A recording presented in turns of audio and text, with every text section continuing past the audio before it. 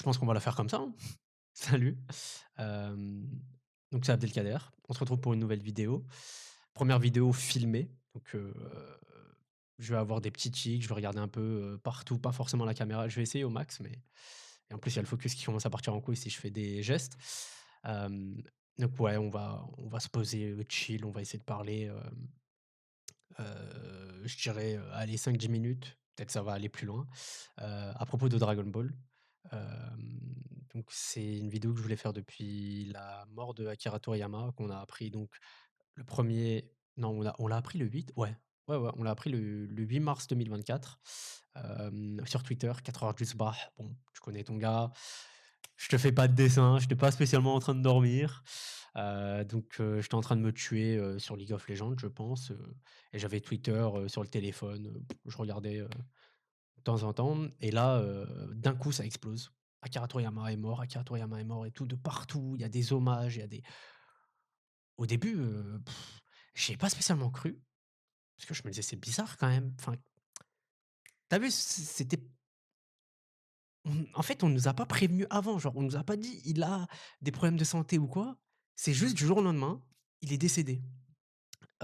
Donc au début, j'y croyais pas vraiment et bah, à force de voir tous les tweets et tout, bah et surtout le tweet officiel, du compte, Dragon Ball sur Twitter, ouais, j'ai pris, quelque chose. En vrai, j'ai pris un énorme coup, parce que même aujourd'hui, j'arrive pas à me dire qu'il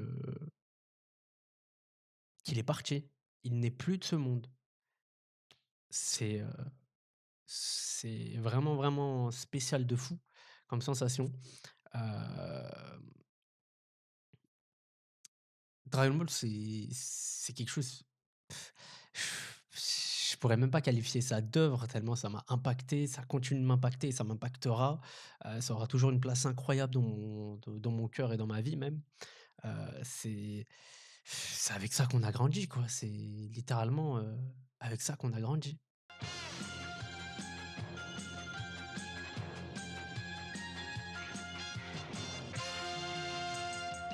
Alors ma découverte avec Dragon Ball, elle est très spéciale parce que la première fois que j'en entends parler, c'était chez des cousins. J'avais dormi chez eux, je devais partir et à la dernière minute, on me dit: «Ouais, non, viens, il faut que tu essayes ce truc et tout» et donc c'était sur PS exactement d'un moment. C'était, on était en train de faire un duel de Kikoa donc avec les «exploser ta manette là, comme ça mon frère! Tu entends le bruit ou pas? Tu l'entends ce bruit?»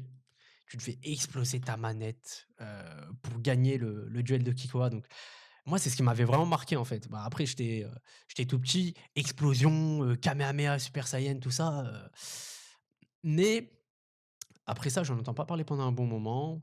Puis, ensuite, au CM1, un gars de ma classe était en train d'en parler avec un certain Boubou. Donc, c'était le gros bout, mais c'était l'époque de enfin l'époque, la VF existe toujours, mais on était petits, on regardait en VF. Ça me parle de Sangoku, de Vegeta, de Super Saiyan, de Kid Buu, de tous ces trucs-là, donc enfin Buu petit du coup, heu et donc moi, il m'en fallait pas plus. J'ai été intrigué immédiatement, sauf que j'avais pas encore le droit de sortir et boum! Petite étincelle, la médiathèque de ma ville ouvre quand je suis en CM2. Donc bah, ni une ni deux, qu'est-ce que je me dis? Je fonce, c'est là-bas que je vais pouvoir découvrir et donc j'arrive, je prends, le premier tome de Dragon Ball de l'édition, je sais pas c'est quoi le nom, jeune, je vous la mettrai, par là. Je sais pas exactement au montage. Donc c'est pas du tout la meilleure édition, hein, forcément, mais c'est une édition qui aura toujours une place dans mon cœur parce que, c'est avec celle-là que j'ai découvert, Dragon Ball.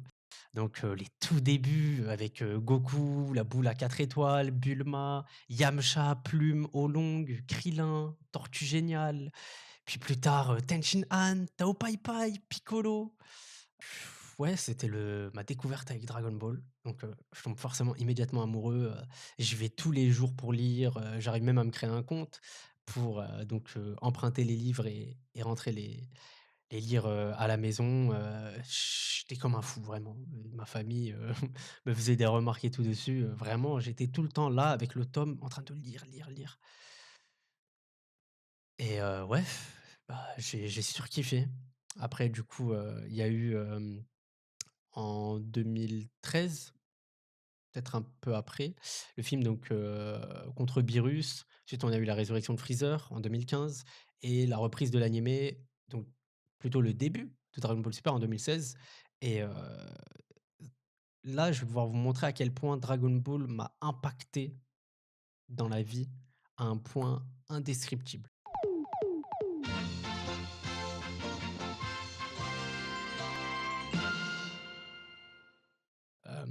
Donc le début de l'animé, forcément, je regarde tous les dimanches et je cherche des gens avec qui en parler. Sauf qu'au collège, ça va pas très bien en ce moment. Je vais faire une toute petite parenthèse. Je subissais un peu des débuts d'harcèlement, c'était, un moment un peu compliqué, en vrai, pour tout enfant même, hein. La rentrée en sixième au collège, les nouvelles têtes, ne plus avoir les potes qu'on avait en primaire. Voilà, il y en a beaucoup qui, à ce moment-là, à leur rentrée en sixième, subissent du harcèlement pendant leur collège même. J'ai pu parler avec, beaucoup de personnes en vrai, et généralement, le moment où leur harcèlement a débuté, c'était pour la majorité au collège. Parce que, bah, c'est là où, c'est là où il y a le plus, de risques d'être harcelé. Après, c'est à ce moment-là aussi qu'on est bête un peu. Les enfants, se rendent pas compte de l'impact des mots, des actes, et donc, bah, ils harcèlent sans même le savoir et ils se rendent pas compte que, bah, une fois que l'école est finie, lui qui a bien rigolé à se moquer d'une personne et qui rentre, chez lui tranquille pépouze, bah, la personne qui l'a harcelé, elle y pense encore, elle souffre, heu, elle rentre, ça se trouve, c'est encore pire chez ses parents, donc heu, voilà, moi, c'est un sujet qui me tient à cœur, pour ceux qui me suivent, qui se sont fait harceler ou qui se font harceler actuellement, sachez que vous êtes très courageux déjà de tenir tête face à ça. Il faut continuer. Bien évidemment, essayer de chercher de l'aide, c'est très facile à dire, je le sais, mais il faut le faire. Chercher de l'aide, n'ayez pas honte, c'est pas une honte du tout, bien au contraire, c'est une fierté d'avoir surmonté cette épreuve-là. C'est des gens qui soit ne se rendent pas compte de leur impact, soit sont très mal dans leur peau et se vengent sur les autres. Donc, ce sera jamais de votre faute. Donc voilà, c'était la petite parenthèse. Prenez soin de vous. Ne vous laissez pas être harcelé et ne le cachez à personne. Il faut en parler pour avoir de l'aide et s'en sortir. Donc pour en revenir, collège, TBS, je voulais en parler avec des gens, je rejoins Google+. Donc pour ceux qui ne connaissent pas, très court, Google+ était un des premiers réseaux social. Hem C'était à l'époque où quand tu créais un compte YouTube, tu avais forcément un compte Google+ qui était créé, c'était obligatoire, et Google+ était préinstallé sur tous les appareils Android. Donc à force de traîner sur le téléphone de ma mère de temps en temps, je suis tombé sur cette application, donc je me suis créé un compte, je vous mettrai un screen, juste là. Bon, j'étais petit quoi, hein, c'est des trucs un peu gênants, mais en vrai ça me fait rire et je préfère les montrer même.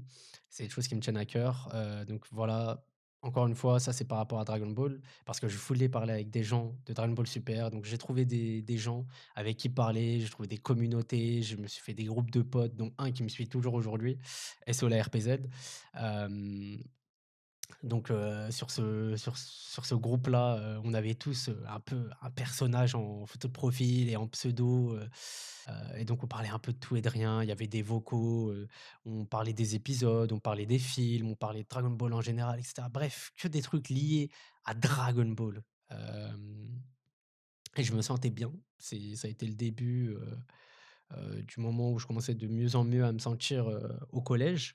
Parce que justement, je rentrais, je me disais: «Bah, c'est pas grave, peu importe ce qui s'est passé, dans la journée, qu'elle soit bien passée ou pas, et je vais rentrer, je vais pouvoir parler avec mes potes, de Dragon Ball, de plein d'autres mangas, sans problème et être content». Ça m'a énormément aidé. Ensuite, il y a eu,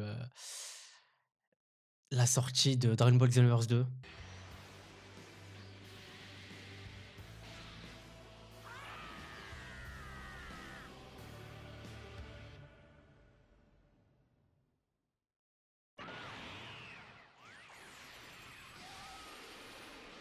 Donc j'ai joué à énormément de jeux Dragon Ball dans ma vie.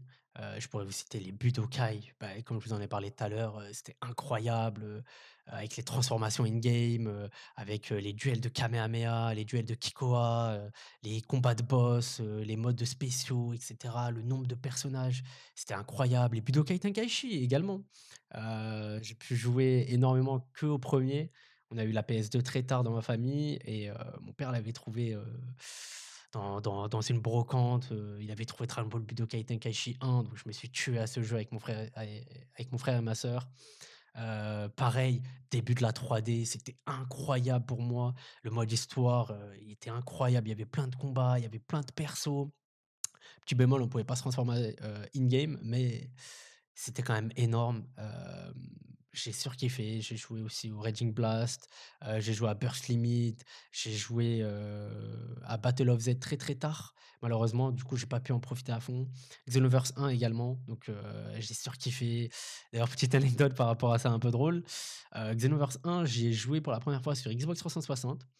En gros, il y avait un jour où mon père et mon petit frère devaient partir en Algérie, heu et la veille, mon frère, il vient et il me dit, «Ouais, c'est quoi les jeux que tu veux?» Donc là, forcément, je lui parle de Xenoverse. On a pris également GTA V et d'autres jeux et en fait, je m'en suis rendu compte après, mais ce qu'il avait fait, c'est qu'il avait volé la carte bancaire de mon père dans son portefeuille pour la mettre sur la Xbox 360 et acheter tous les jeux. Donc on a acheté les jeux, on les a téléchargés et le lendemain, donc ils sont partis au Bled, en Algérie. Donc moi, je me la tuais à Xenoverse 1, en boucle. Vraiment, je faisais des nuits blanches, j'ai fait tout le mode histoire, toutes les quêtes parallèles, je faisais tout. Je me baladais dans le lobby, j'essayais de faire, la fusion, la l'emote de la fusion avec les gens, de faire des combats 3v3 et cetera. Enfin bref, tous ces trucs-là et pendant ce temps-là, bah, du coup, mon petit frère qui était au Bled, bah, mon père, en arrivant, il regarde son compte et il se dit: «Tiens, c'est un peu bizarre ça. Pourquoi j'ai moins 70 € Microsoft, moins 70 € Microsoft, moins 70 € Microsoft?» C'est quand même vachement curieux et donc il s'est rappelé qu'on avait une Xbox et donc il a très vite compris, il a fait le lien. Il a déchiqueté mon petit frère et pendant tout ce temps-là, bah, moi j'étais à la maison tranquille en train de jouer, à Xenoverse 1 à me détruire sur le jeu, donc ouais franchement j'avais surkiffé et le prochain, gros jeu, c'était Xenoverse 2, donc j'ai jamais attendu un jeu de la manière dont j'ai attendu Xenoverse 2.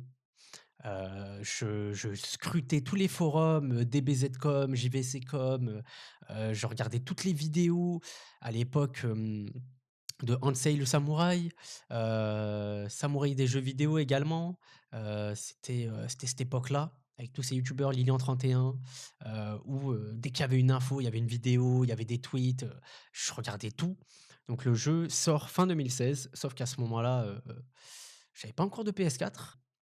7 février 2017, mon père, ce grand héros, a réussi donc, à m'acheter cette PS4 et même le jeu donc Dragon Ball Xenoverse 2 et je m'en rappelle que le jour où on l'a acheté, j'étais avec ma mère et sur le long chemin du retour jusque la maison, je me tuais à ne lire que l'arrière de la jaquette. Alors que je l'avais lu, mais 1 million de fois sur internet. Je lisais quand même chaque info, chaque perso, chaque tout en fait. Je me rappelle, tu avais Goku Super Saiyan à l'arrière, avec je crois, ça montrait Namek détruit, je sais plus. Même la cover était incroyable, hein, donc je me tuais à ça.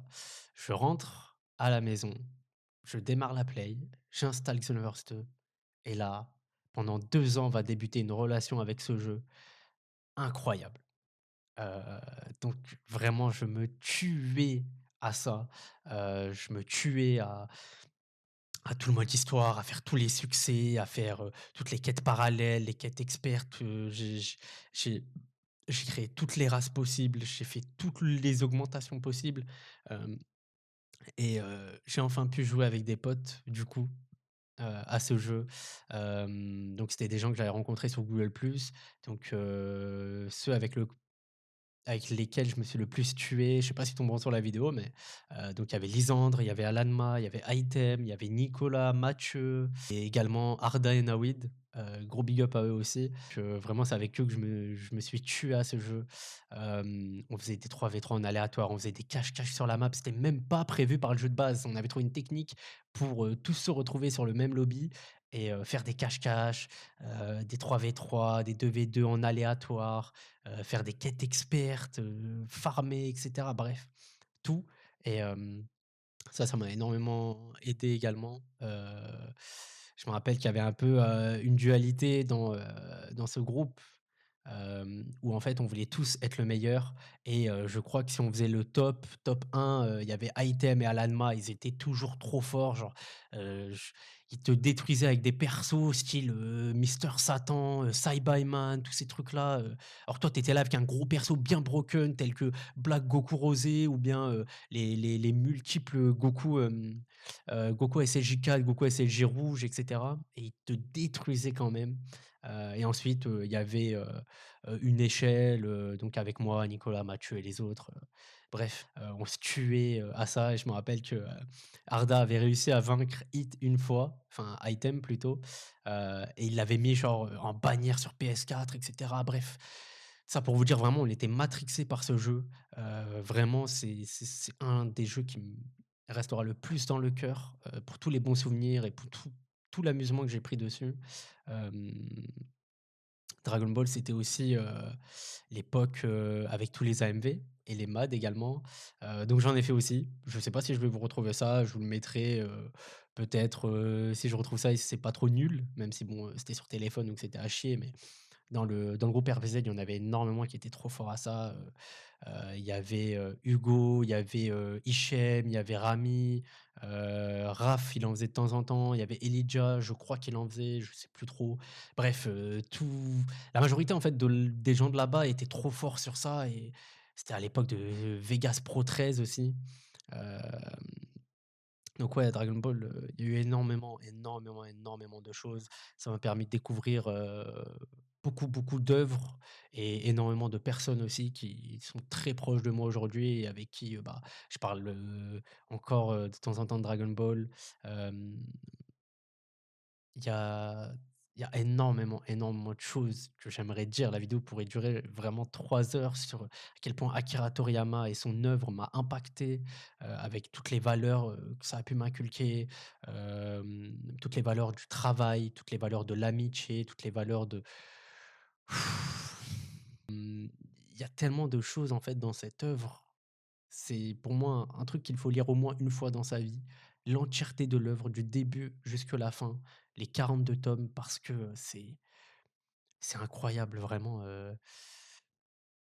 et Dragon Ball, ça m'aide encore aussi aujourd'hui et puis, j'en parle toujours autant, je joue toujours autant à des jeux Dragon Ball. Je peux également me permettre, d'acheter, des goodies, donc, on va pas très, très bien voir je pense. Je vais essayer de faire, des petits zooms, mais donc on peut voir j'ai des Dragon Ball, j'ai le début de la Perfect Edition, j'ai quelques figurines, j'ai tout Dragon Ball Super, j'ai un tome spécifique aussi, l'histoire, du monde de Dragon Ball, tous ces trucs-là, je compte, encore continuer, parce que c'est une œuvre vraiment énorme pour tout ce qu'elle a apporté. Il y a eu énormément de mangas d'ailleurs qui ont existé grâce à Dragon Ball. Sans Dragon Ball, toutes ces choses-là n'auraient jamais existé parce que c'est vraiment quelque chose qui a touché des milliers d'enfants à travers le monde. Hem, c'est une œuvre qui a dépassé les frontières du Japon. Ouais. Pour conclure, je pense que j'aimerais dire merci à Akira Toriyama pour Dragon Ball, pour Dr Slump, pour Sandland et pour tout ce qu'il a pu créer. Parce que c'est quelqu'un qui avait un génie extraordinaire, heu, qui, réussissait à toujours nous faire, reprendre confiance, qui a créé un personnage tel que Goku. J'aimerais aussi, souhaiter un bon courage à Toyotaro parce que je pense que c'est celui qui est le plus impacté d'entre nous tous par cette perte. On espère que Dragon Ball Super, reprendra très vite et je pense que c'est entre de bonnes mains, et que si Toriyama l'a choisi, ça n'est pas pour rien. Heu, il a pu passer, les derniers instants avec lui donc je pense que là, il est juste en train de se remettre les idées en place et il va revenir et va nous pondre, une suite incroyable donc moi j'ai entièrement confiance en lui. Je souhaiterais vous dire également, merci à vous, de me suivre. Pour les lives, j'ai quelques problèmes de connexion, donc ce sera pas pour tout de suite malheureusement. J'essaye de régler tout ça et je vous tiens au courant. Mais merci énormément, c'était incroyable, quand vous étiez tous sur les streams. Merci aussi pour l'accueil de la première vidéo sur la chips, la plus piquante. Ça m'a régalé vraiment, merci pour les likes sur les TikTok, merci pour tout. Hem j'ai comme projet de continuer et d'aller le plus loin possible, pour avoir, une voix importante, pour pouvoir toucher le plus de monde possible et pouvoir parler de sujets qui me tiennent à cœur et pouvoir, inspirer peut-être, des gens à continuer parce que, il va y avoir des moments très compliqués dans la vie, des moments très durs. Vous allez tomber, vous allez échouer en boucle. Vous allez vous dire que c'est impossible, c'est fini, vous ne pourrez jamais réussir quoi que ce soit dans votre vie. C'est très dur ces pensées sombres, mais il faut prendre du recul, se poser, respirer, être content d'avoir la chance de vivre, d'avoir la santé, d'avoir des gens autour de nous qui nous aiment, parce que la vie, ça peut partir tellement vite. Combien de personnes sont décédées hyper jeunes, de manière en plus impossible à prévoir. Il y a des accidents tous les jours, et cetera. Donc prenez du recul, vraiment posez-vous, soyez toujours reconnaissant envers ce que vous avez. Ne restez pas stagné non plus. C'est la pire chose qui puisse vous arriver. Abandonner pendant quelques mois, à ne rien faire, vous enfermer à la maison et cetera, c'est pas une solution du tout. La reprise sera encore plus difficile après ça. Restez en mouvement, continuez de bouger, d'avoir des rêves, de vous surpasser, de travailler. Vous êtes capable d'accomplir tout ce que vous voulez. Ça prendra du temps, mais vous finirez par y arriver. Moi, j'ai confiance en vous et je suis pas le seul. Vous avez énormément de gens autour de vous qui vous font confiance. Ayez confiance en vous. Vous n'êtes pas ici par hasard. Ce que vous avez réussi jusque maintenant, ce n'est pas de la chance, ce n'est pas du hasard, c'est parce que c'est vous. C'était Abdelkader. Merci d'avoir écouté et regardé. Un grand merci à Toriyama, à Dragon Ball. Prenez soin de vous et à très vite.